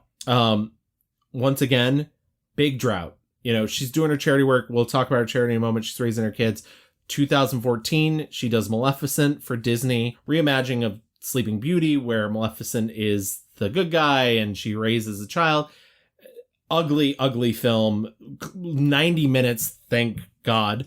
But I totally get why she does it, because it's a big allegory for adoption and like, you know, the family that you grow to love. I'm fine with her making shit like that if it's gonna pay for the charity stuff.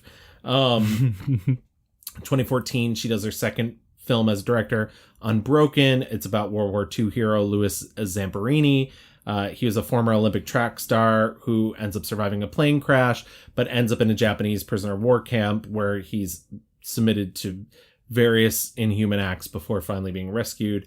It's a very handsome film. I mean, it's so heavy-handed, but once again, as I said, her thing is not subtlety when it comes to the passion projects. It is a little Jesus-y for my taste, which is surprising because I didn't think it would be. And there is a like faith-based sequel that was made that has nothing to do with Angelina Jolie or the people that made the first one. But you know, it's hard to beat. Like, it's such a weird thing to be like, oh, I'm this young filmmaker and the movie's fucking written by the Coen brothers and Roger Deakins is doing the cinematography. Like, it's a beautiful, beautiful film to look at. It was clearly like a swing and a miss for the Oscars. Yes. Oh yeah. And people, you know, it ended up on the National Board of Review's top or best film of the year. So like people really liked it, but it wasn't my cup of tea, I will say. Okay. 2015, Brad Pitt and her come together again for a film that she wrote and is also directing called By the Sea. She said she drew inspiration from her own mother's life. She wanted to look like the films that she grew up watching with her mom. And, it's unfortunately, people are like, oh, it's a disaster because it's Brad Pitt and Angelina Jolie. I don't know how you feel about this movie. I didn't love it, but I thought it was fine. I thought it was inoffensive. I've seen a lot worse vanity projects over the years. It's very fine. Very, yeah. I mean, I was like, I don't know who that movie's for. For Angelina Jolie? Yeah, okay, yeah. So then good for her. She did it. Do you want a drink? No, I don't want to fucking drink. I want to know what this is. Do you want to hurt me? No. Hurt me. No, I don't want to hurt Just do it. Hurt me. Get it over with. Go ahead. No, it would never hurt you. Stop, please. It's just like no fun to watch. It's so... That's true. I mean, it is slog. very maudlin, yeah. Then the next film that she directed was 2017's First They Killed My Father. It is about Cambodia's Khmer Rouge era. She really wants to talk about this specific time and place. She said that she made this movie for a Cambodian audience, and the fact that Netflix decided to produce it and get it out to the rest of the world was like good, that other people would get to see it. But like, this is a film with primarily Cambodian actors. It's all in their language. All of the words are written in their language. And so basically it's a Cambodian film directed by an American woman. Wow. And I think that's really impressive. I actually just watched it today for the first time. I think it's maybe the best of the 3 of the 4 that I've seen. But once again, not subtle. Not subtle at all. Yeah. Which once, fine. 2019 brings the sequel to Maleficent, Mistress of Evil. We didn't really talk about this when we did Michelle Pfeiffer. It is what it is. Yeah, I don't know if I really want to talk about it now. It doesn't look like anything. Those movies don't look like anything. They don't look like the light comes from anywhere. And when I was watching the first one, I was like, is this Avatar? It's just... Yeah. It's the most generic fantasy world that I've ever seen. This year, she's had 2 movies come out. Yes. The aforementioned Eternals, which is out now in theaters. We'll talk about that a little bit later. But she also had the Warner Brothers film Those Who Wish Me Dead, which is a Taylor Sheridan neo. She's a firefighter. Yeah, exactly. That's the job. I'll spray ya. Yeah. There's a lightning field in that movie. That's the thing I remember the most. I think she's fine in it. I didn't like it. Yeah. I think there's cool, quirky, like it could have almost been a TV show. Like, she's like, I've been a cop. Now I'm a firefighter. Next, she's going to be an EMT. Like, she's going to hit all the blue collar jobs. Okay. We mentioned her time. This is the time that we're going to talk about her charity work. We mentioned her time in Cambodia for Lara Croft, and really extends her out to start working with the UN. And I mean, if we listed all the charities that she's gone involved with, it would be endless. She's traveled to several war zones. She went to Darfur. She went to the Syrian-Iraqi border during the Second Gulf War. She went to Kabul during the war in Afghanistan. Her reasoning behind a lot of this is to just bring attention to these places. She knows if she goes there with the amount of attention that's on her, cameras will follow. Cameras will follow, exactly. On April 17th, 2012, after more than a decade serving as the UNHCR Goodwill Ambassador, Jolie was promoted to the rank of Special Envoy to High Commissioner Antonio Gutierrez, the first to take on such a position within the organization. In her expanded role, she was given authority to represent Gutierrez and UNHCR at the diplomatic level with a focus on major refugee crisis. So she can go in and negotiate on behalf of refugees, which is something that's like unheard of for a non-politician. Right. Essentially. But she just like knows her shit. Exactly. Huge conservationist, communal development.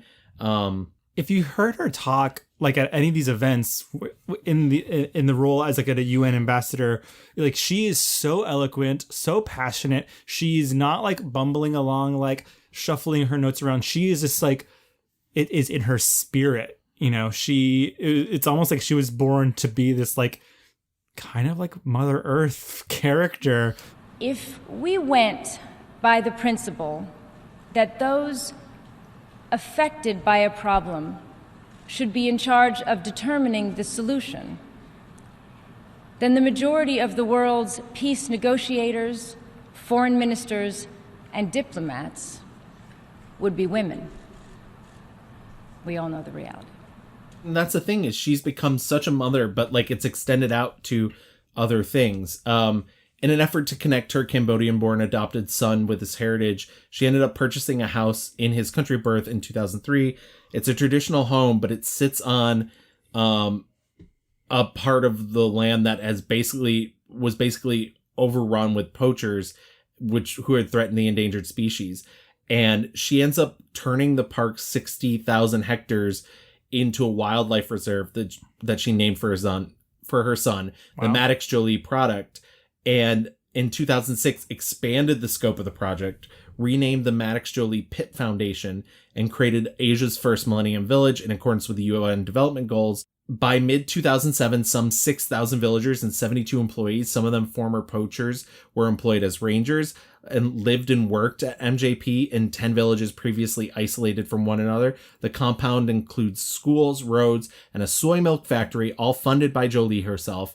Her home there actually functions as the MJP headquarters now. Wow, that's incredible. Yeah. And that's just one of the things. She's worked for child immigration and education. She's opened schools all over the world. From 2005 to 2007, she funded the launch of the U.S. Committee for Refugees and Immigrants, National Center for Refugee and Immigrant Children.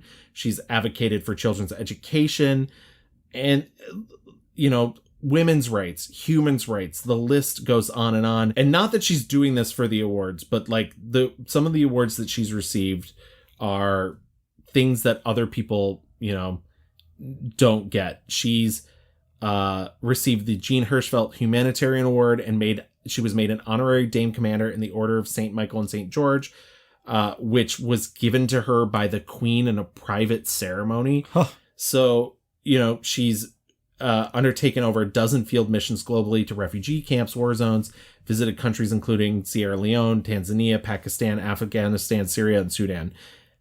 I mean, I think like the thing here is that she's done all of this and she's not even 50 yet. No. And that's the thing, is she's still going strong. We mentioned all of her kids. She has 6 of them. She does have 6 of them. Are they all adopted? No.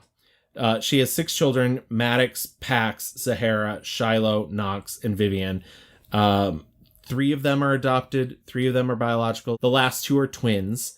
So she had 3 kids with Brad Pitt? Yeah, all the biological children are with Brad Pitt. Brad Pitt has also adopted all of the children. Her adopted kids. Yeah, that she had already had adopted. Their relationship ends in 2019. But I think the full divorce has only recently gone through.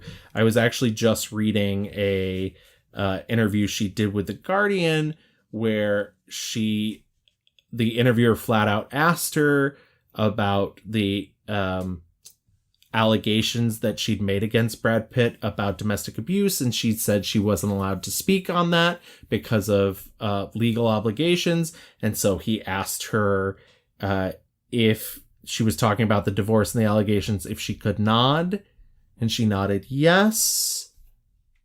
I don't know the story behind that. None of us know the story behind that. Private lives behind closed doors, we don't know. But it would seem to imply that there was abuse in that relationship, and that's why it ended. Yikes.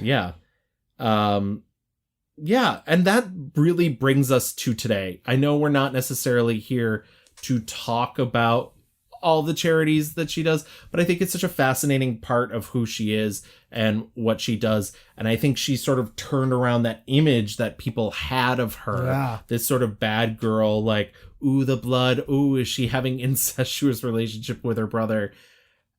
And was able to take that media attention to put it towards a good use. I think the other fascinating thing about her is, as you're mentioning, she's so eloquent, so poised, but she has said many times that she is both very shy and very blunt. And those are the two things that like people latch onto. And I was just watching interviews with her on the red carpet for Eternals. And yeah, you can see it. It's nervous energy. It's like... She does seem like a shy person. Yeah, she's like, why are we... Like, just watch the movie. Like... But shy, but like somehow still so regal. Like, it's... But that's the thing. Like, she's giving nothing away. Yeah. It's like all internal, and like all you're seeing is just like this like grace and beauty. But at the same time, it's such an open book. She's like, if you want to hear about it, I will tell you. But like, it's probably not going to be pretty. Right. And you may not like the way I put it. Right. But that's the way it is. She's a no bullshit gal. Absolutely. I like it. Okay, Gavin, let's get into our picks. My 1-star review is 2010's The Tourist. Yes, correct. There are other movies that she did that are not good. We will talk about them in just a moment. But I have to say The Tourist is so painful to get through. And I think what makes matters worse is she's doing a thing. It's funny, watching this movie, I just kept thinking, which is funny because the filmmaker of this film, Florian Henkel von Donnersmarck. Yes, of course. Didn't cite this as an inspiration, but I just kept thinking charade. Yep. I just kept thinking that this is a poor man's charade. Yep. And so like my brain was constantly comparing her to Audrey Hepburn, who also, once again, very famous for being very charitable. But the thing is she can't do that role. She can't function in that like sweet, innocent, and I don't think the movie's necessarily asking that of her, but I think there's a quality of that. The Tourist is a film about Angelina Jolie, who is, you find out midway through the film, she's a spy. She's a spy who fell in love with one of her targets, who's a thief, and he has demanded that she come meet him. And his ingenious plan is for her to pick a patsy, a sucker who might be his height, to pretend to be him so the spy agency that she worked for would follow him around. The wrong guy. Exactly. So she meets Johnny Depp, realizes that he would be a good, stand-in. Yeah. And he claims to be an American teacher. And it's this like hijinks adventure ensues as they're being chased. But it's so boring. Yeah. Chased down by criminals, chased down by spies. And I mean, there's even a slow moving boat chase that's done in the Venice Canal. And listen, you want to know the reason why it's a slow-moving boat chase? It's because the water can't hit over a certain level in Venice because the beams that hold up Venice can't be exposed to air or else they'll collapse. Don't shoot it in fucking Venice then. Yeah. We fake shit all the time in movies. The movie does look expensive. I'll give it that. Certainly does. But it's just like... But it's so hollow. Boring. Yeah. It's... unreal how boring it is. On top of all of this is supposed to be a man, Johnny Depp's character is supposed to be a man that for most of the movie she's pretending to love, and for a latter half of the film she's in love with, and she has no chemistry with him. None at all. None. And I say this as somebody who likes a lot of early Johnny Depp films, but there's something about the way that he started acting post the Pirates that he doesn't allow space for anybody else to act anymore. He's so broad and so over the top, even in this like subdued role of this like meek American teacher, that there's just no room for her. So she's often just delivering lines like this. Like, I don't like being bossed. Both of them are very yes girl, give me nothing. Yeah. I'm Elise. I'm Frank. That's a terrible name. It's the only one I've got. Maybe we can find you another. Okay. You're British. Mm. I'm American. Mm. And the twist at the end, it's like, okay, who cares? Yeah, by the time the twist happens, as an audience member, you're like, I don't care. Yeah. And also the twist is so like, it's boring because it's predictable. It's like, oh yeah, Johnny Depp is the star of this movie. Wow, crazy. Wow, crazy. Good pick, Kevin. My 1-star review is 2014's Maleficent. I hate this movie so much. It's so bad. So famously, I also just for the first time watched Cruella. Hated that so much with a burning passion, and realized watching this for this, I was like, oh, they did this. Yes. This is the blueprint. It's nonsense. Like the idea that Maleficent, like I feel like they had a very good idea, or they thought they had a very good idea of like, they take her wings and that is a metaphor for rape. And that's the idea. And everything else will just be patched around that. That's the other thing that listen, I don't mind introducing these concepts to children because we live in a very dark world and like they do need to know about this stuff at some point. But watching the first Maleficent and then watching the second one, which I did today, I was like, so the first one's about rape and the second one's about war. Like, what kid is like, wow, I need to like, It's I don't need to tell you what fucking Sleeping Beauty is about, or honestly what Maleficent's about, because it's really just like, what if she's a fairy? And it's like, okay, maybe she's a fairy. And she flies and protects this forest full of fairy fucking things, and a man betrays her, takes her wings, and now he's king.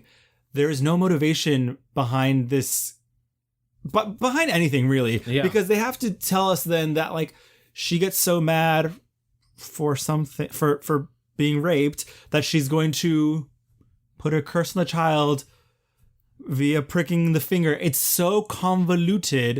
It is not just like cunty gal coming in and being like, I'm evil, fuck this little bitch in this specific way. I believe that, but this woman has been wronged. What a glittering assemblage, King Stefan. Royalty, nobility, the gentry, and how quaint. Even the rebel. I must say, I really felt quite distressed at not receiving an invitation. You're not welcome here.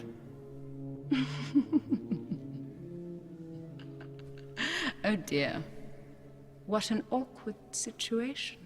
And then the king really doesn't have any motivation beyond like, I want to protect my daughter, but they also have to make him evil, so he goes mad because reasons. The king, played by Charlton Copley, who is one of my, sorry for anybody that's a huge fan of him, least favorite working actors currently. It's just nuts. And then the whole movie wants you to believe that she's sitting around watching Sleeping Beauty grow up. Literally sitting around and just watching her and like making sure she doesn't fall off a cliff. Because in this movie, they've decided that the 3 fairies that you do know from the cartoon are dumb bitches. Yeah, they're just incredibly incompetent. It is bending over backwards to make all of this work, and it just ruins this very iconic character. For money, I guess? I don't know. You know what's even funnier? And I know you're really only talking about the first movie, but because I just watched the second movie, it's stuck in my head. So the second movie, based on all of the money that they piled up spending on it, needed to break 500 million to make profit, and it got 490 million, which means it wasn't even profitable, and they're still considering a third one. I mean, I know why. Like, there are very like small clips of when she's just like smiling and being devilish, doing her famous like, well, yeah. It's very like, you know what? This movie could have been GIFs. They could have just made GIFs of those moments and been like, wow. What if they just spent the money to do like a bunch of those Annie Leibovitz photography? Yeah, that's literally what this movie looks like. And honestly, the costume, not great. Yeah. I'm like, what a great, lovely Snatch Game, lovely Halloween costume. She looks great, but it's very art pop, gaga, like with the cheeks. Just a lot of for that movie. Was there anything else that you saw that you didn't particularly like? I mentioned I did not like Gia. Yeah. What else? I did not like Love Is All There Is, and actually after watching it, because it was so painful, I was going to give it my 1-star review, but I was like, this is a movie nobody has seen and nobody's ever going to watch. Right. But she literally plays like, it's like pre My Big Fat Greek Wedding, okay, but My Big Fat Greek Wedding. But it's like Italian American families, and she's the Juliet, and I was just like, just end it. We talked about Hell's Kitchen, which I think is very bad. I think By the Sea is not good. I just find it so inoffensive. I'm very middle of the road by it. I just can't imagine anyone enjoying themselves watching that movie. Wanted. Oh yeah. Wanted. I mean, talk about offensive movies. I was just like, Jesus. It's a fever dream of a like incel just jerking off and to like, I can be a man. I can be a man. Like that's literally all that movie is. I don't want to give bad roles to Halle Berry because we did an episode on her and I really like her. But if you read the Wanted comic, which by the way is about supervillains, not about assassins, but if you read the Wanted comic, that character, Fox or whatever, is designed and drawn to be Halle Berry. Wow. And so it's very annoying Yeah. that they were like, let's cast a white woman. I do. Who's the lead in that movie? James McAvoy. James McAvoy. I'm happy for him and his start, and he is now. Well, I'm also happy to see Chris Pratt get hit in the face. Yes, multiple we times. love. Yes, Yeah. love that. Love seeing that. But let's get out of this negative area. Let's dig our way out of this tomb. Swing into action to our 5-star reviews.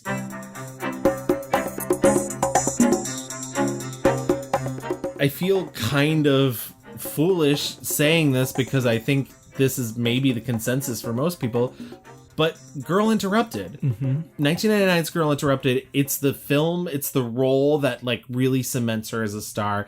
It proves that she can do this whole acting thing. We basically talked about the plot in the rewind, but for those who don't know, it's based off a memoir, Girl Interrupted, by Susanna Kaysen, and Winona Ryder plays Susanna Kaysen. She's an 18-year-old who is put away in this. It's like a private mental facility. Yeah. Because it's not state run, because it's very cushy. Yeah. And she's diagnosed with borderline personality disorder. And essentially. And it's the 60s. It's the 60s. And essentially you're sort of seeing the stories of these women that inhabit this place with her.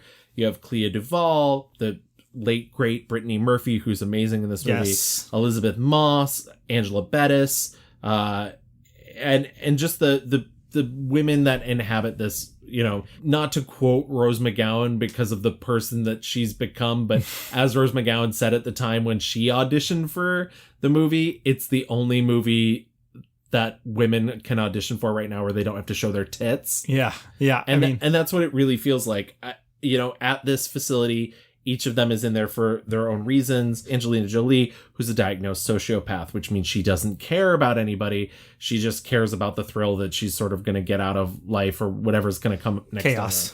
Exactly. Her character, Lisa Rowe, has been in and out of this facility the whole time. She bullies everybody, but with that commands some sort of respect. The only person that doesn't seem to be bothered by her is Whoopi Goldberg's character because she's had to deal with her for so long. Yep. And yeah, she kind of is the villain in this movie, but once again, it's not really a movie about good guys or villains. Yeah, she's the villain in that, Susanna really looks up to her kind of and like feels some sort of kinship because Susanna's dealing with her mental illness and I think is impressed by how gung-ho and how in charge Lisa is. But in the end is you have to make the choice. I mean, a lot of the movie and what Winona Ryder's character has to deal with is like, I can either like wallow in this, I can, really just like sink under the weight of my mental health, or I can, try and get better, and live essentially. Like really, it's all about like, do you want to live? And I think, part of that attraction is Angelina Jolie's character feels very free and very living by her own code and doing her own thing by her own rules. But I think, as you just said, there is that dark inverse to her. She's the reflection of like, but this could be my life, where I spend the rest of my life escaping this place only to be dragged back by the cops every 6 months. It's the romance of darkness, you know, and Whoopi Goldberg has to say, do not let this place be an anchor for you. Do not, like, I mean, and it's truly, I mean, there are certainly folks out there who will romanticize the darkness, romanticize, you know, the gore, blood, whatever, like mental, like you should not romanticize mental illness. Yeah. America, world. And I think it's very, Susanna kind of really does see the romance of like, oh, she gets to do whatever she wants and she's a badass bitch. But it's just like, in the end, kind of making that decision to be like, no, that's not what I want. There's more. I want to be a writer. I will. So yeah, I love that movie. I love it too. And like, obviously Angelina Jolie gets like a lot of the starry, showy moments. I mean, the famous, like, I'll jab this into my aorta. Lisa, I have to do my checks. Yeah, and what? Taking 5 minutes from me would be a dereliction of duty? Huh? What if I had a punctured artery? What would you do? You just keep going about your rounds, ignore my wounds? Lisa, stop it. Stop what? You fucking peek. Look at this. Go ahead. Go ahead. That's enough. Take one fucking step and I'll jam this in my aorta. Go ahead. Go ahead. Stop it. Lisa, your aorta is in your chest. Good to know.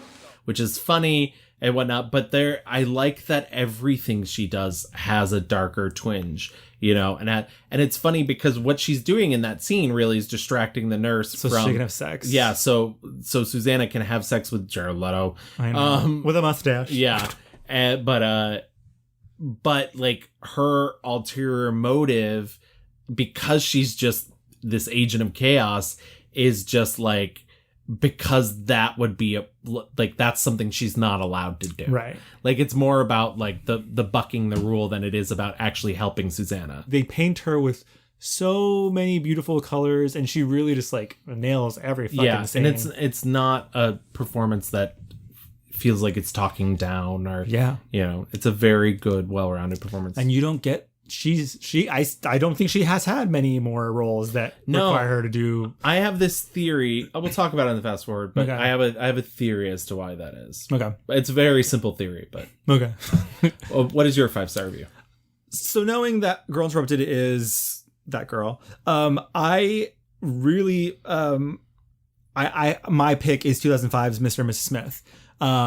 Just because I think it encapsulates a lot of, what she did so well in her career. Like, to me, it is the high point of her action career, but also was able to do some rom-com, also giving you full sexual chemistry with Brad Pitt. I mean, there's the wonderful, wonderful scene where they have just found out that they are both assassins, spies, whatever the fuck.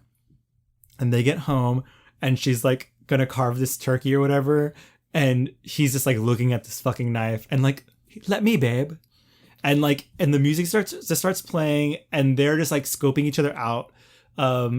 It's just so juicy. The like almost every scene, whether they're fighting each other, fighting someone else.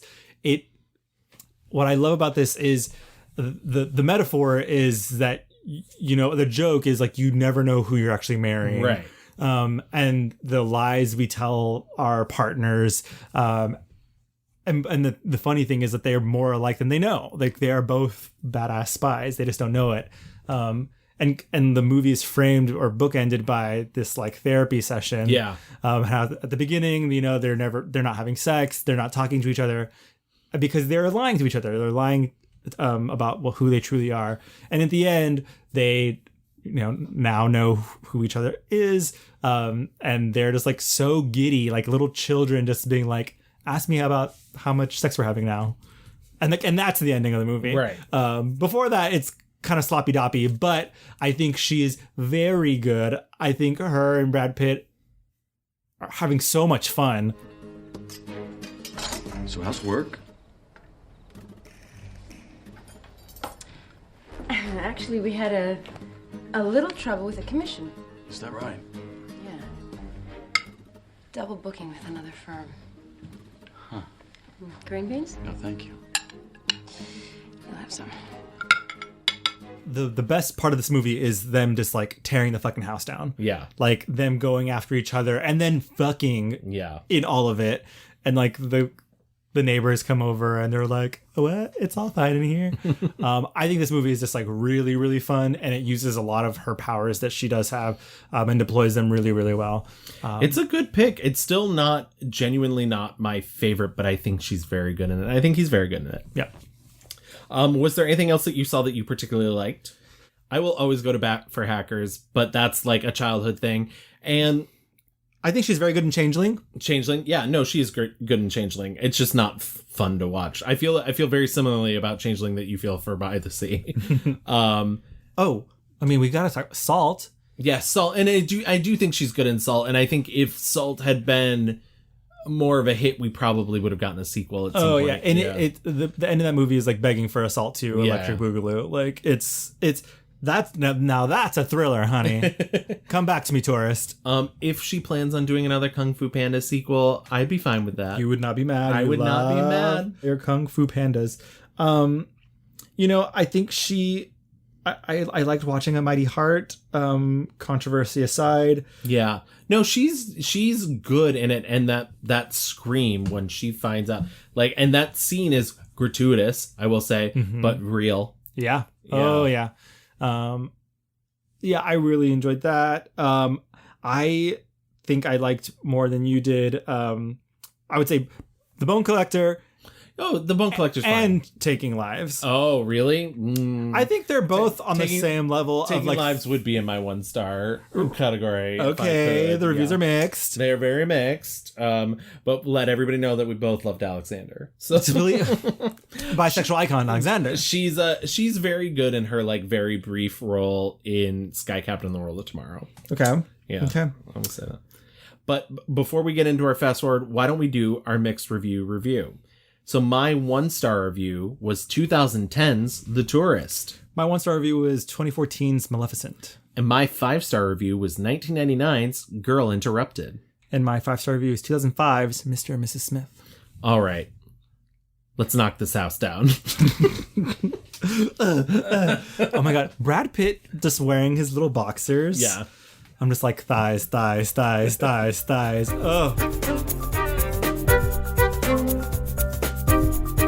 So beautiful that I just don't think that no matter how good of an actor she is, which I do think she's a good actor, I do think she does a lot to embody her roles, that they were just ever going to give her good roles. Right. Ever.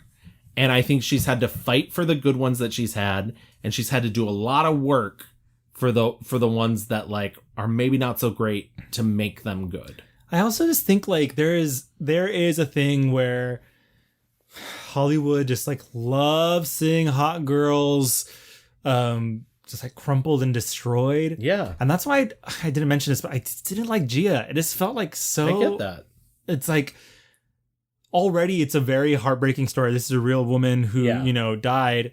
And I get it. You got to show the darkness. But like that movie specifically was not really even about her. It was, these other people talking about her. And so there's movies where I'm like, I can imagine her being like, I don't want to fucking play the bitch who's like, always dying and being beat up and whatever. Which maybe is why she loved playing these action heroes. But even in playing a lot of those action, like I think her Lara Croft, specifically, just like not a lot there besides like being like icy girl. Lara Croft to me, we should have mentioned that in the 1-star category. It's funny. I watched the second one today for the first time ever because I'd never seen it. And the one thing that I took away from the second movie was like, she like murders a lot of people. Just flat out murders. For ancient mysteries. Yeah. I totally see that though. Like just not it's weird though. We've talked certainly about a lot of beautiful women and their struggle. Maybe struggle is the wrong word, but like trying to prove beyond the beauty of it all.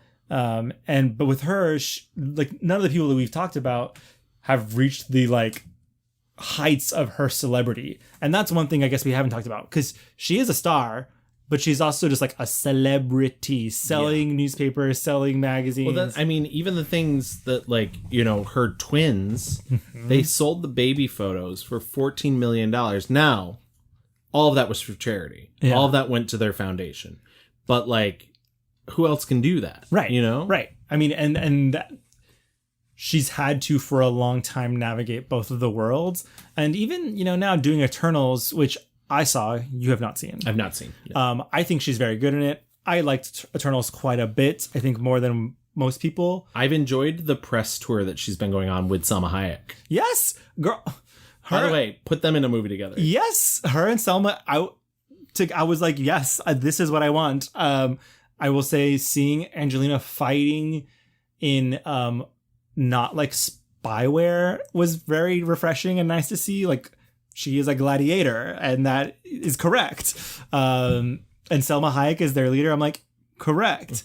Thank you, Chloe Zhao, for putting these women in like these roles, because, you know, we talked in our Selma episode, like, there are not a lot of places for Selma to do things that are not. And when they're presented like something like Outlaws. Yes, we talked about. It's all about the TNA. Yeah, and less about right. I mean, less about like the Beatrice at dinner type movies.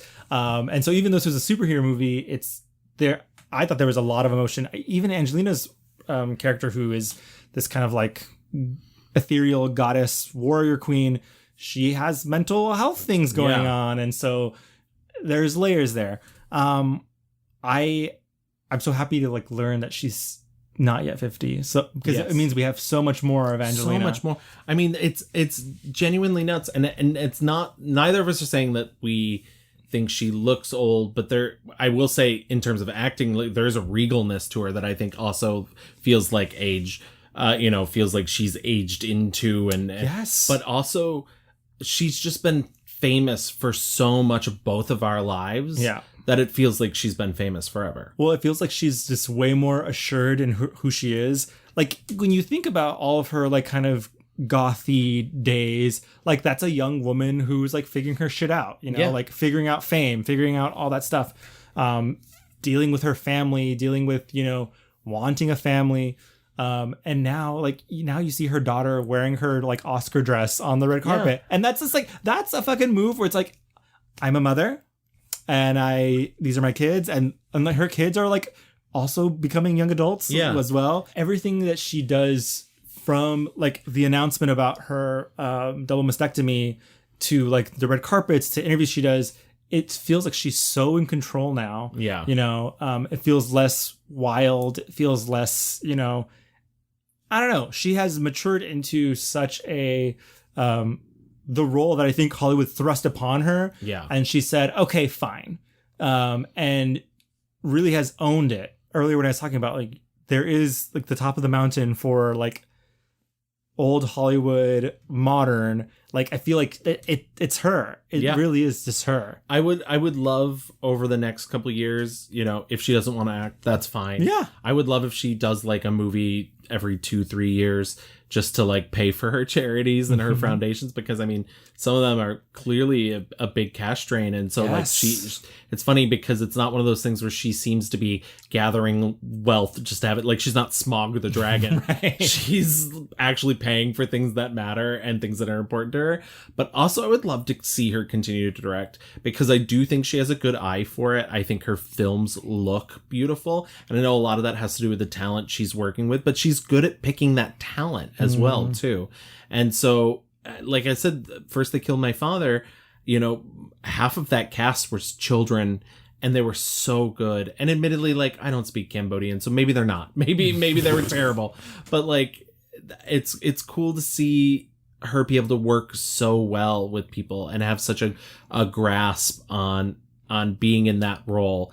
And maybe her films are a little heavy-handed, but she's doing important work. Yeah. Which is, it's hard to say that about everyone. But like, if she wants to retire, I do think she should maybe retire if she no longer needs the supplemental income. Well, no spoilers, but it looks pretty convincing that she makes it out of Eternals. Ooh. So I foresee a lot more in the Marvel Cinematic Universe for her. Well, the funny thing is, people keep talking about this is the first critic, negative critic reaction. That's fuck off. But the Marvel movies are critic proof, and we know this. And as much as I'm a little marveled out, fine, this shit's critic proof. I'm sorry, but also, it just is. A part of me is it's Chloe Zhao. She doesn't give a fuck. Right. She first of all, Marvel doesn't give a fuck. Chloe Zhao doesn't give a fuck. Right. If you think Angelina Jolie gives a fuck, I'm so sorry, sweetie. No. I kind of love this realm that she's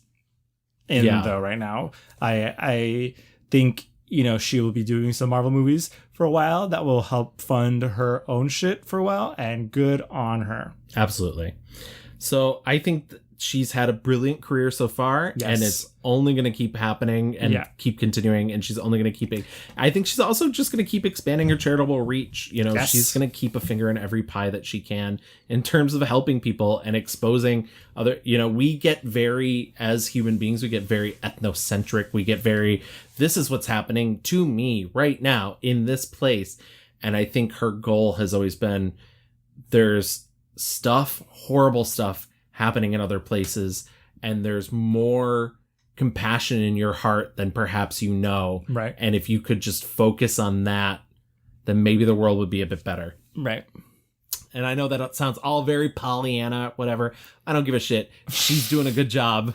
Man, you're such a fucking Pollyanna. I've always said that.